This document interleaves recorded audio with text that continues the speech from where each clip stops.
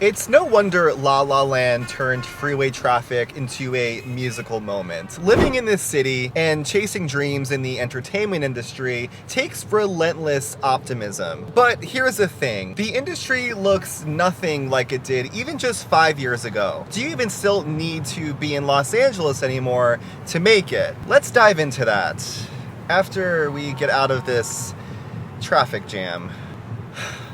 It's another day of sun.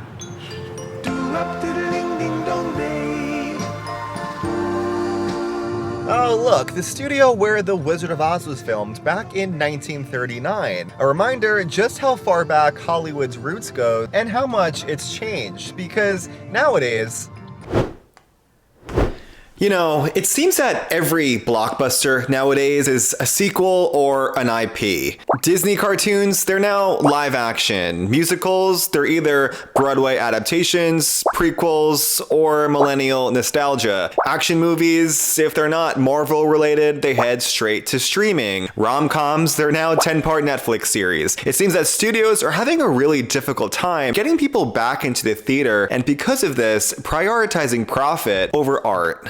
Okay, let's start with some stats to understand how we got here. Scripted television production is down 47% compared to its 5-year average. Feature film production has declined 27%. Commercials have dropped 33% and all other production 17%. This decline is a mix of so many different factors. The rise of Netflix and the streaming wars that followed directly led to a severe overspending on streaming by studios. Disney alone spent nearly $1 billion on just 4 shows. And with flat subscription fees for all these platforms, there's no real clear return on investment. And as box office sales declines, these more tracked revenue streams are diffused across so many different platforms and just not enough to cover current content budgets. Then there's the economy, higher interest rates, rising capital costs. Studios are now hesitant to greenlight anything that isn't a guaranteed hit. It's why we're seeing so many Marvel movies, live action remakes, and nostalgia cash grabs. And let's not forget the $5 billion industry loss from the recent strikes. In response, studios are now slashing costs and shifting production to more tax-friendly states and countries. California is just no longer competitive with production incentives. And while other states are offering huge tax breaks, LA remains one of the most expensive cities in the world to film in. Between permits, studio rental costs, and union wages, the costs are just staggering. And also, the advertising model has completely changed. Just a decade ago, most of the ad dollars went to network television. Now, a huge chunk goes to social media platforms and influencers. Hollywood is not only losing production, it's losing the attention economy too. So let's review the pros and cons to still being in Los Angeles for the industry, beginning with the pros. In-person networking. Being in LA means direct access to industry professionals. When I took my UCLA screenwriting courses, I worked in a mock writer's room with seasoned writers, showrunners, and people just in the business and who get it. Which brings me to my next point, top-tier schools and training. Some of the best film and acting schools are based in LA, providing top-notch education and industry connections. Industry events, film festivals, premieres, and networking events happen constantly throughout the year, providing opportunities to connect and learn with others. Representation access. Some agents and managers still prefer to work with local talent for in-person meetings and networking. And of course, collaborations, because this is Los Angeles with a lot of creative, like-minded people, so it makes it a bit easier to find partners for a project you're working on. Let's do some cons, which would be the state of the industry. As we just discussed, finding work here is really tough. A lot of jobs and opportunities can be done remotely or from elsewhere, such as auditions and editing jobs. And of course, the high cost of living of Los Angeles. It is not a cheap place to live. Finding a studio in a decent area can cost anywhere from $200 to $2,500, making it potentially financially straining without a steady paycheck. So it may seem like the pros outweigh the cons here, but these are pretty significant cons. All of these twinkling city lights may represent that tomorrow will bring another day of sun, but could there be a new day of sun elsewhere?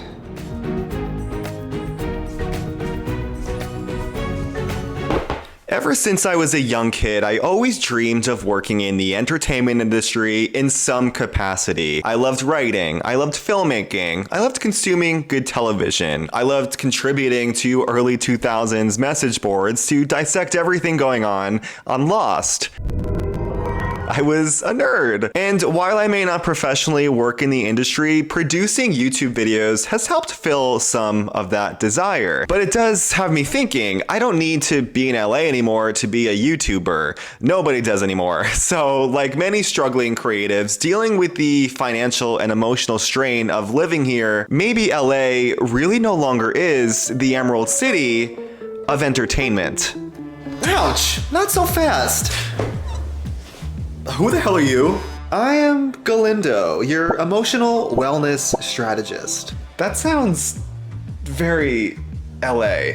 Am I going crazy? You must go to the land of the sun, a place called the California City. Okay, and that sounds completely made up. Well, it's the third largest city in California. Some say it's the new LA, and where there are more stars than Hollywood. And what am I supposed to do in the California City? Find some inspiration, because there you're gonna be popular. Just get on your boots and follow the 405 to the 17. So I had to think about it. Did I want to leave LA where the promise of monetized creativity is dying? Then I decided I'm going because Galindo told me I'm gonna be Popular. So I hit the road and headed for the Mojave Desert to the new LA.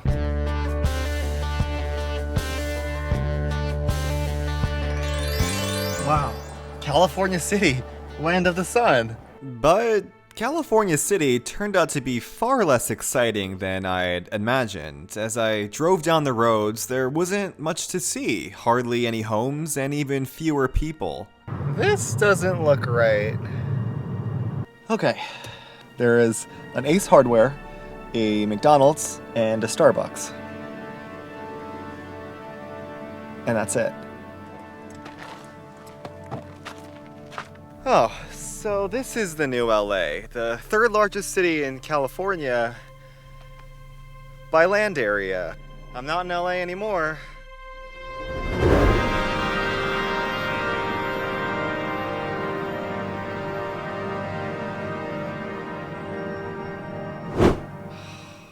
Galindo. So let's take a step back. Back in the 1950s, developers pitched California City as a bold alternative to Los Angeles. Marketed as the land of the sun, they purchased 80,000 acres of land, dreaming of a metropolis for 600,000 people. Developers even built a central park here. 10 gallons of water were flown in from New York to ceremoniously pour into a new lake, a symbol of ambition and arrival. Now, a metaphor for how it feels to chase a dream that's slowly drying up. Because the result was a massive scam. Developers cashed out, and the dreamers who bought into the promise were left with empty lots and unpaved roads. Kind of like Hollywood right now, an industry still selling the glamour of a golden era while quietly shifting production elsewhere and cutting jobs. The dream that you have to be here to make it has been abandoned by the very studios that built it.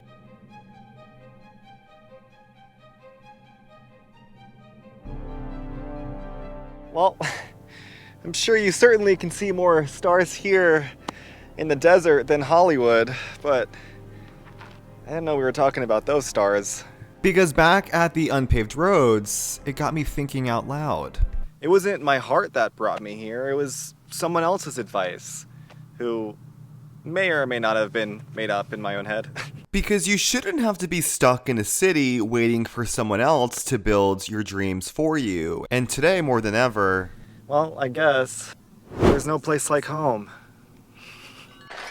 And when I opened my eyes, I looked to the western sky and thought that maybe home isn't a place, it starts from within. Breaking into Hollywood has never felt more distant. Even seasoned professionals are struggling to find work. So the best way to get ahead both today and in the future is to build your own portfolio. Want to be a screenwriter? Take online classes, write your own spec scripts, write your own YouTube videos. Show that you're capable of taking on a job with your creativity instead of just your resume. Want to be an actor? You no longer have to move here and wait tables like they did 10 years ago on Vanderpump Rules. Take classes from wherever you are and submit your self-tapes. So before you uproot your whole life for a dream, focus on what fuels your own creativity, because the industry is rapidly changing, but one thing remains the same. Creativity lives within you, and that's where the magic begins.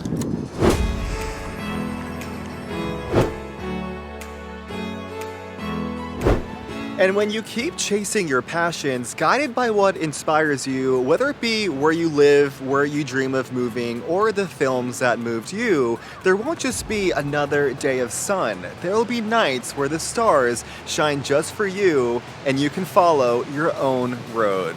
And with that, your future is unlimited.